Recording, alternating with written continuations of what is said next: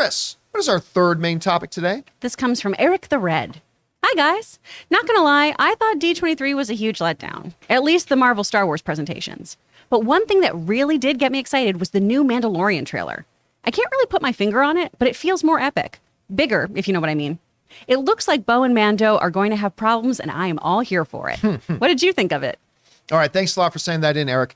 And while unfortunately D23 made absolutely zero new announcements about any new projects, they did drop some trailers. Yeah.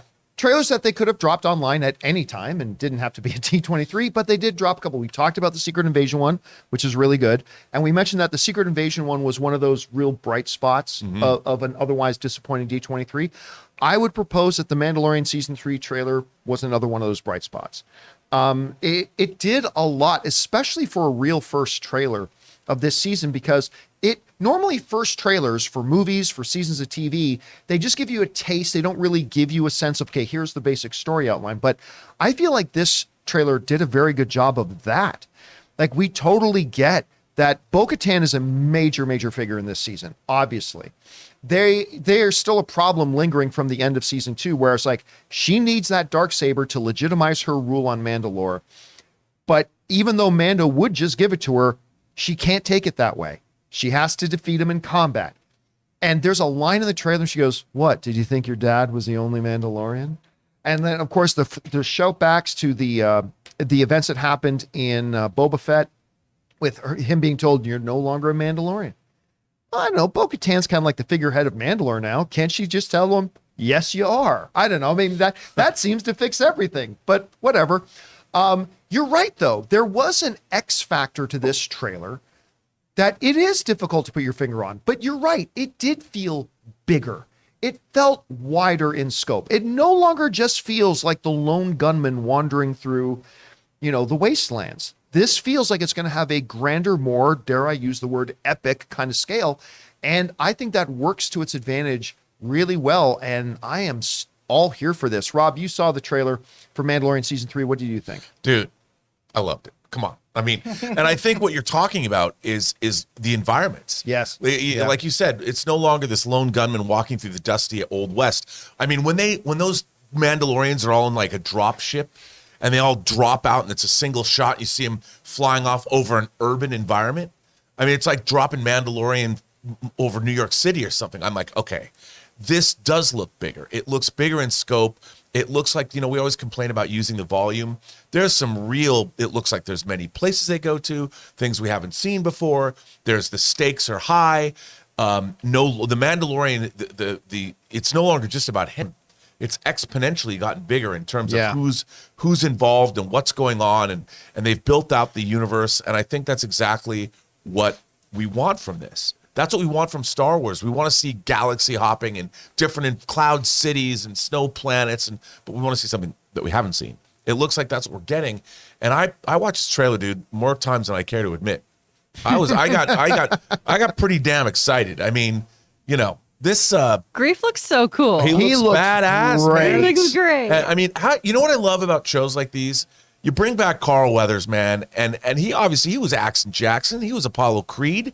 Now he's directing, and I don't know if he's in his 60s or probably 70s now. And the fact that these great actors that we grew up with are given these new roles in big franchise properties and get to create, Grief. I love the fact that his name is Grief.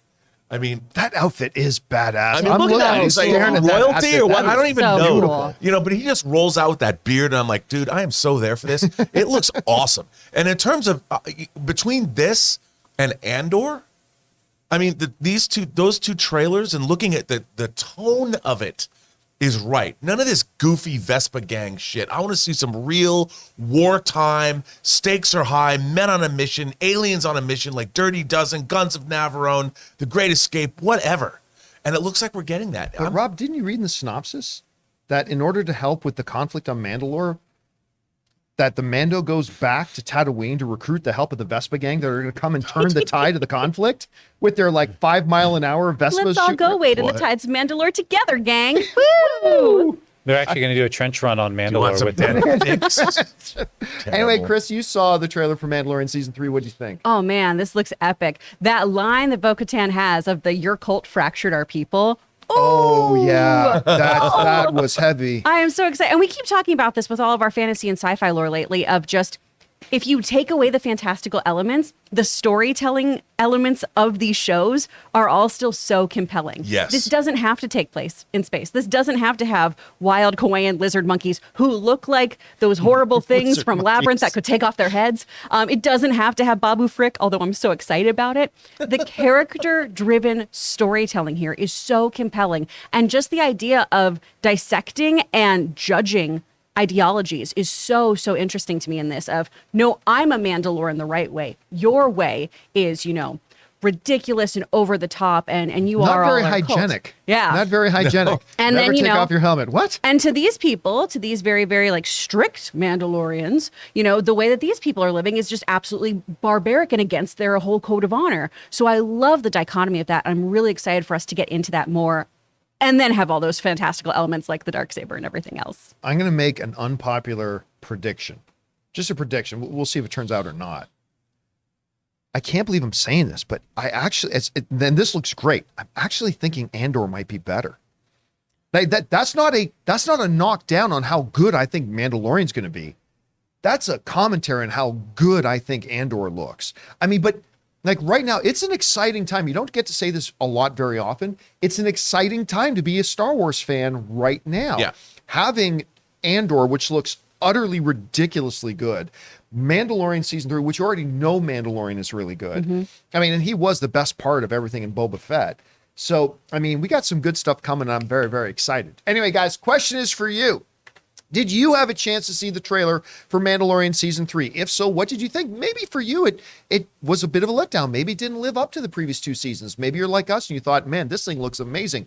Whatever you guys think, jump down into the comment section below and let us know your thoughts. We want to take a second to thank the sponsor of today's video, Manscaped. Now, guys, I love Manscaped. You've heard me go on and on about the Lawnmower 4.0 and that body wash. I love it so much. And so we got to ask, guys, have you started your spring cleaning yet? The carpets need cleaning, the drapes need dusting, and your lawn needs mowing, gentlemen. And you guys know Manscaped isn't more than just one product. They have a whole lineup of products to help you guys feeling, smelling, and looking your best. And so Manscaped is proud to present to you the Performance Package 4.0, which is the only tool that you need to keep your boys looking, smelling, and feeling good this spring. Now, to start off with, you get the Lawnmower 4.0. Guys, we have talked about this. What is wrong with us? Why have we for so long been using these terrible tools that were never meant for cutting our hair down there? The razor clipper things on our electric razors.